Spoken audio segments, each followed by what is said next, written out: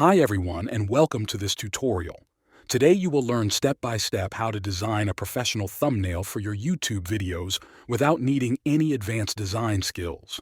First, open Canva and log into your account. In the search bar at the top, type YouTube thumbnail and select the ready-made size option. This will open a blank canvas that is the perfect dimensions for YouTube. On the left, you will see a variety of pre-made templates. You can start with one of these or create your own design from scratch. If you choose a template, click on it to apply it to your canvas. Change the background by selecting it and choosing a new color or image from the toolbar. You can upload your own image by clicking the Upload button on the left. Drag and drop your image into place and adjust it so it fits well.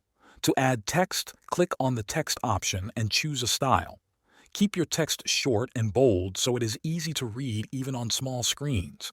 Change the font color to something that contrasts well with the background. Once you are happy with the design, click the Download button at the top right and choose PNG for the best quality.